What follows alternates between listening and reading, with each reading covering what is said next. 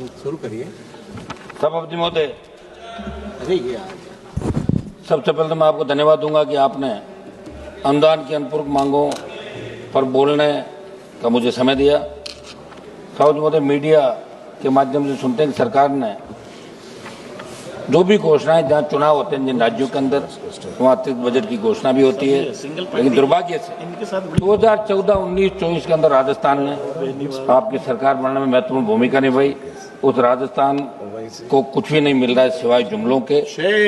विशेष राज्य का दर्जा देने की हम लोग लगातार मांग कर रहे हैं और हम ऐसे प्रांत से आते हैं जहां आप पुराने किस्से कहानी भी सुनोगे कि किस तरह लोग 20-25 किलोमीटर तक सर पे किस तरह तालाबों से पानी लेके आते थे।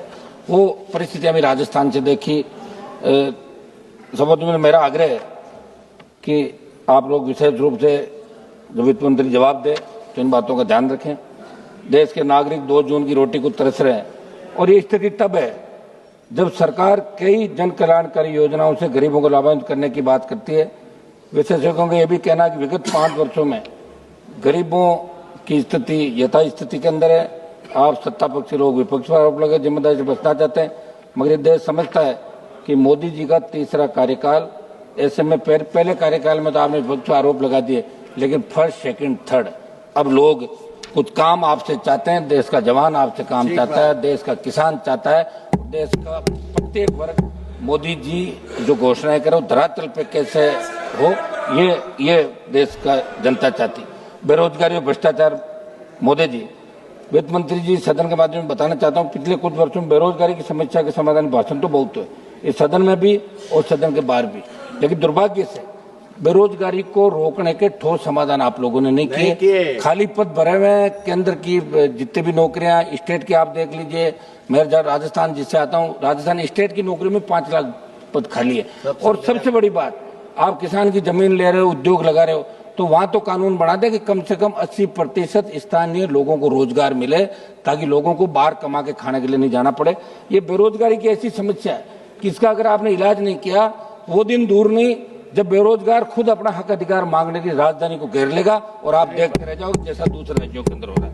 तो नौजवान का विशेष रूप से आप ध्यान रखें, क्योंकि नौजवानों ने तीसरी बार आपको सत्ता सौंपी है। नहीं तो आप विपक्ष पर आरोप लगाते लगाते कहीं खुद विपक्ष में नहीं बैठ जाओ। उर्वरकों की कमी से जूझता किसान। सभापति महोदय, अक्टूबर माह के एक समाचार में पढ़ रहा था, रबी सीजन के लिए भारत सरकार ने फॉस्फोरस और सल्फर उर्वरकों पर सब्सिडी बढ़ा दी और किसानों को मूल्यवर्धित राहत देने के लिए 37,952 करोड़ रुपए आवंटित किए।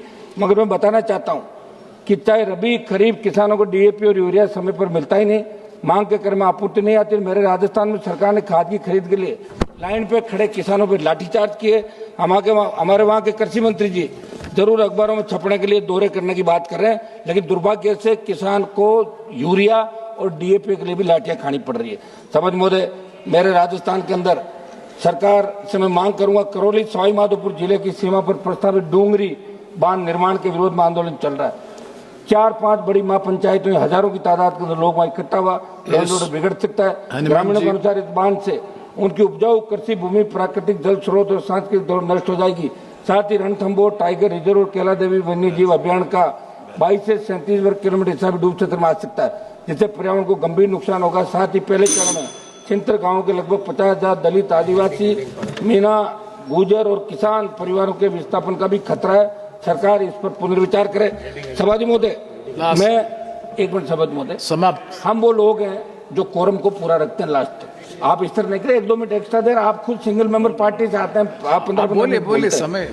सभापति महोदय, एमएसपी को कानूनी दायरे में लाकर किसानों की कर्ज माफी की बात तो मैं कर रहा हूँ कि किसान का संपूर्ण कर्जा माफ करे, एमएसपी खरीदो। आपने राइडर हटा दिया, पहले 25 क्विंटल खरीदते थे, अब 40 कर दिया, लेकिन टोकन जो है वो आपके नहीं हो रहे। और मैं राजस्थान का एक आंकड़ा बताऊंगा जिसमें 2,81,350 मेट्रिक टन मूंग में 42,000 मेट्रिक टन मूंगफली का अनुमानित उत्पादन हुआ। आप कहते हैं एमएसपी 25% जीन्स खरीदते हैं, लेकिन 10% आप कंक्लूडिंग रिमार्क्स एक सेंटेंस से कंक्लूड करो ना। महंगाई को नियंत्रण करें साहब, तेल गैस किस तरह बढ़ रही है, किसानों के जो खनन पट्टे हैं उनके खातेदारी के अंदर दिए जाए। पान मेथी जो नागौर के अंदर हो रही है उसको जीआई टैग दिया जाए। मैं पीयूष गोयल जी से मिला था, उन्होंने आश्वासन दिया कि पान मेथी को जीआई टैग मिले जिससे किसानों का फायदा हो। लास्ट वापसी के जो मामले हो रहे हैं वित्त मंत्री जी, यहाँ स्टेट की जो डीएलसी है वो बहुत कम है और बाजार मूल्य जमीन का 25 लाख और आप दे रहे हो डीएलसी से 5 गुना। मेरे वहाँ 35,000 डीएलसी है, 20,000 डीएलसी से 1 लाख मिलेगा। धन्यवाद, मेरी धन्यवाद। एक मिनट समाप्त तो करना था, समाप्त करो ना आप। एक सेकंड में ये बोल देता हूँ साहब, ये लास्ट चंद्रशेखर जी प्लीज, एक सेकंड साहब, समाप्त करना साहब, मैं मांग करूंगा। नहीं समाप्त करेगा आप चंद्रशेखर जी। धन्यवाद सभापति जी। सदन के सभी सम्मानित सदस्यों को कंक्लूडिंग सेंटेंस आप कंक्लूड करो, विद एक सेंटेंस से कंक्लूड करो। चंद्रशेखर जी एक सेकंड एक सेकंड। मेरी मांग है सर कि नागौर में मेड़ता से पुष्कर रेलवे लाइन की बात करूं या नागौर के निकट भदवासी मकोड़ी बाला से घंटा पीरनवासी गांव में आरएसएम में मैंने भूमि आपत्ति के लिए गजट निकाला। किसानों की मंशा के खिलाफ ऐसे सैकड़ों उदाहरण मिल जाएंगे। लॉ एंड ऑर्डर बिगड़ सकता है। एथेनॉल फैक्ट्री के टाइम भी लाठीचार्ज हुआ। बोलिए चलिए आप, ये ठीक नहीं है। ये मेरी मांग है कि आप थोड़ा सा सुधार करें। चंद्रशेखर जी। धन्यवाद सभापति जी।